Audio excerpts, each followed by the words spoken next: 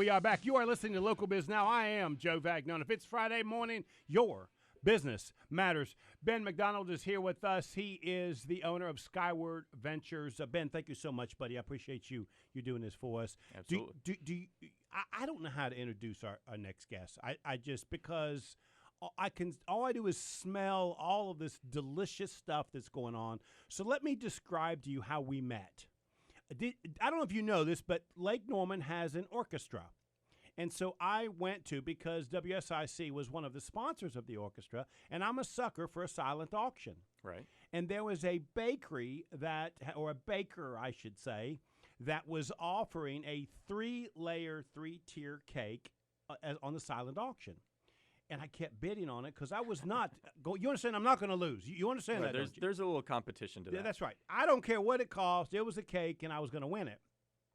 And my wife said, it's a 3-layer cake. When in the world are we going to need? That's not the point. The point is it's a cake.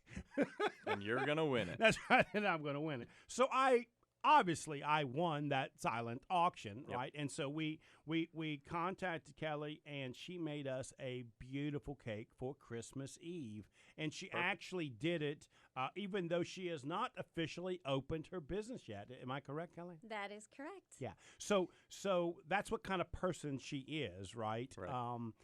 You also can tell what kind of person she is because she has a whole bunch of stuff here in front of us that I'm going to make her describe in a little bit. Yeah, no, you're right. She did bring a lot. So if it goes quiet for a few seconds, it's just because Joe and I are mesmerized by the food, but we'll try and stay focused. So Keli Marks is here with Bakery 28 of Lake Norman. And have you officially opened yet? We are still in the process of the build out, but we will be open the first week of March. And where will that be? So it's in Cornelius on Catawba. And if you're familiar with the area, was the old Maddie's Fatties location. So It was another bakery beforehand a couple years ago. Yeah, so I assume it doesn't need a lot of renovation, does it? Just some new paint, a couple changes, and another showcase, and I'm ready to move in. Right. So, I ask this question of people all the time, and I'm not sure that normally I think I know the answer. This time I'm not sure I know the answer, right? Did you just wake up on a Tuesday and decide I'm going to be a baker, or is this something you've been wanting to do half your life? Walk me through that. Yeah. So it's so my grandmother on my dad's side. Her name was Grandma Nini, and she was this Grandma Nini. And she was 4'10", strawberry blonde, little firecracker. And she was the best cook ever, but she never used recipes. And so I was always mesmerized by how she could just a little this, a little that, and make something magical. And so that stuck with me. And then my grandfather on my mom's side did baking for fun. And so he would make the most elaborate cakes. And I remember one time we were making donuts in the kitchen, and he had me, he would make the donut, and then he'd hand it to me, and I would dip it in the glaze and then put it in the sprinkles. And for me, that was just like, that opened a world for me. And so I've always been baking my whole life and cooking, and so it's truly a passion of mine. Yeah. Well, my background's food service, and there is a clear difference between baking and cooking, right? Oh, absolutely. So I have such an admiration for somebody that can do what you do, because I know how hard it is, and I know that recipes do matter and what it is yes, you're they doing. do. Yes, they do. Yeah. So what is your background? Give us a little bit of your background. Okay, so my background is I am a graduate of the Culinary Institute of America in Hyde Park, New York.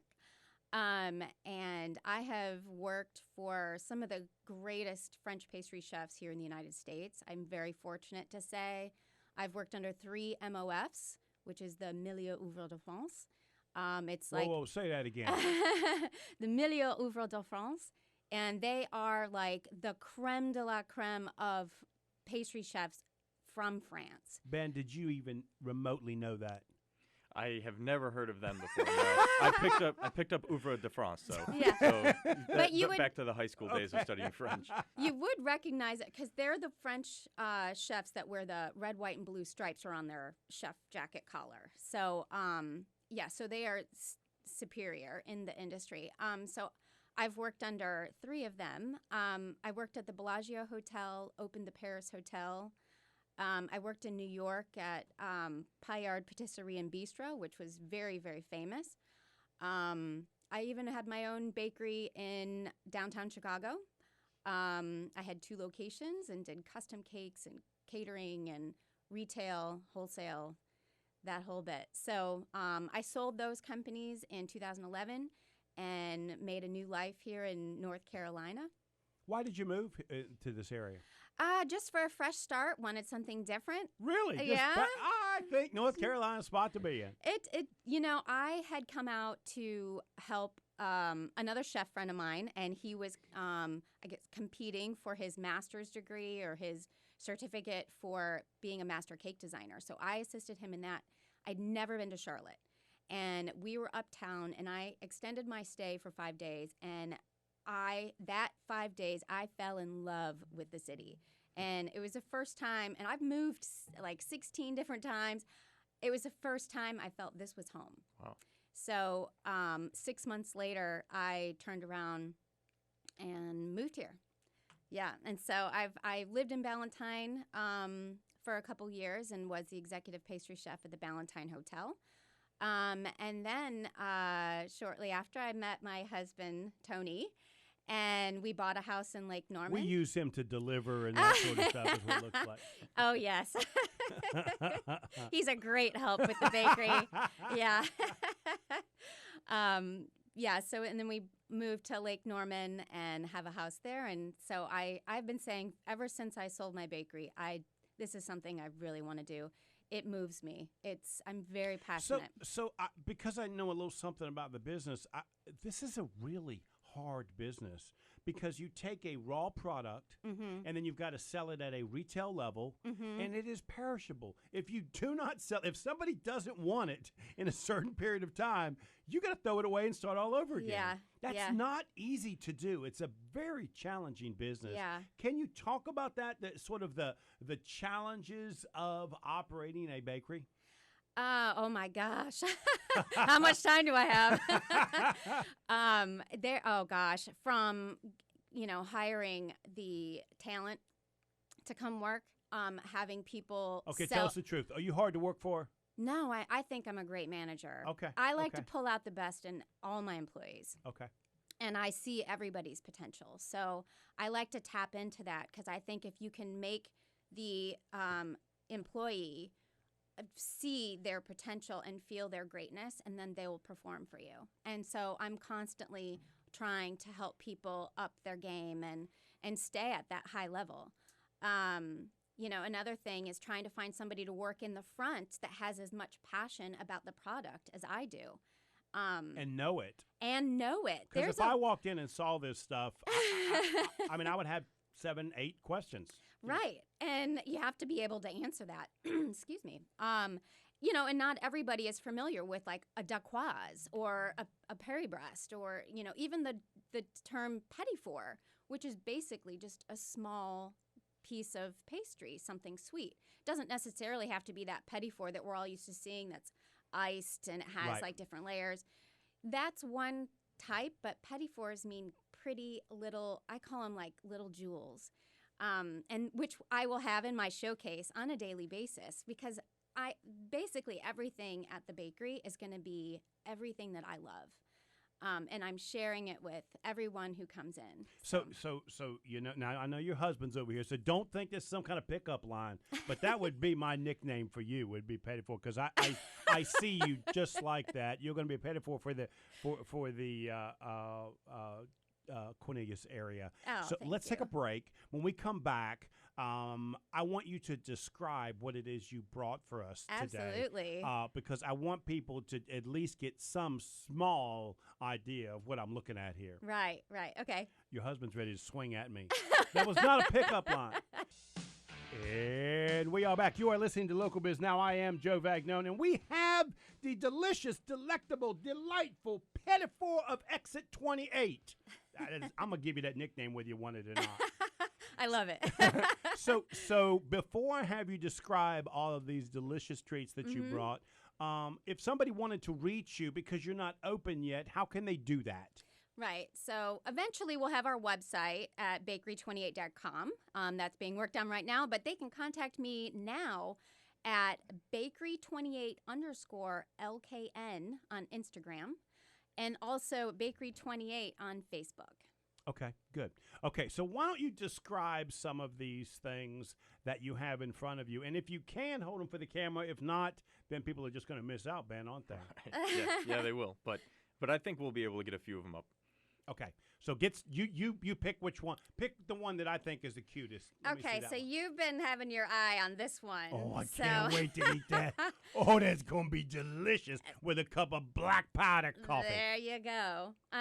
So this is our chocolate mousse. So this composition, for the listeners, it's in a clear small little individual dish that on the bottom has a cloud of fresh, sweet chantilly cream and a quenelle of the chocolate mousse on top of that with a crisp meringue and then a little bit of gold pearls at the very top.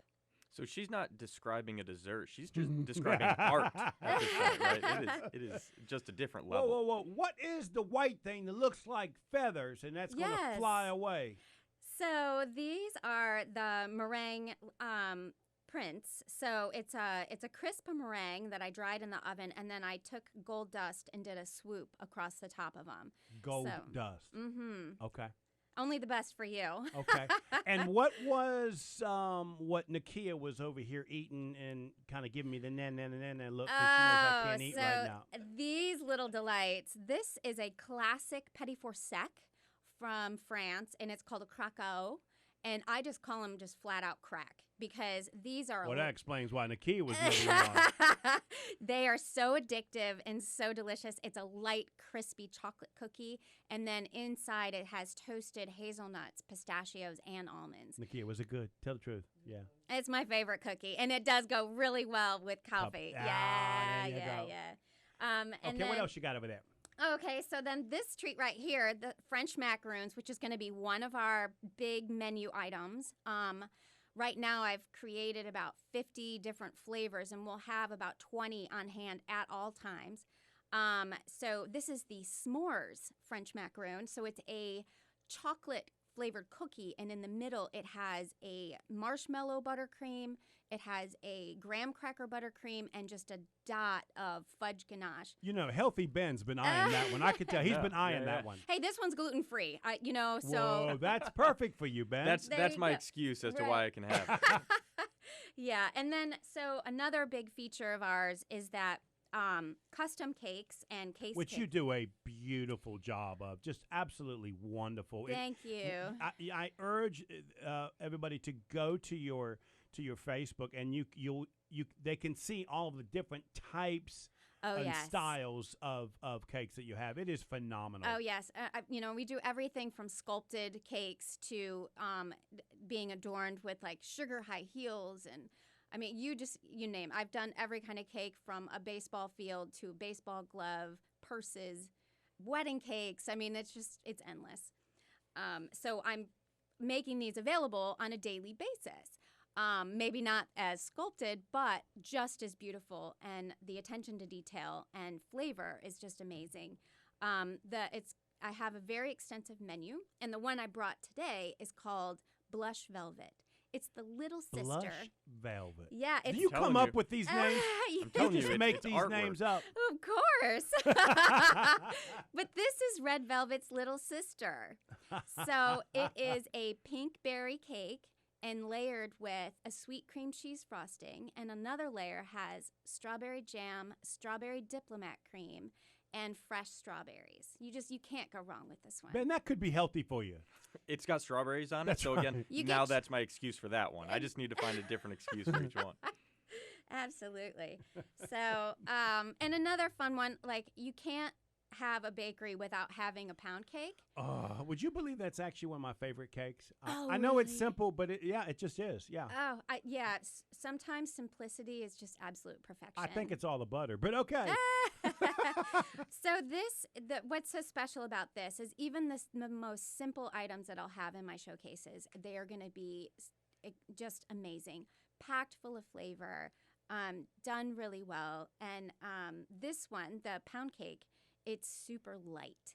So you're not going to feel guilty when you eat it. And it goes well with black smoke coffee. Great. Thank you so much. I really do. I'm on your website right now. I'm trying to click on this so that people know that they can visit you. Thank you. This is just wonderful. Thank you so much. Thank you for having me. I've really enjoyed it. One last question. What is the advice you want to give somebody that is considering starting a small business right now? Because you really are right in the heat of a lot of challenging choices and decisions. What advice would you give them? To have a plan and to follow your passion. Love what you do. Great. You certainly live that. That's for sure. I do every day.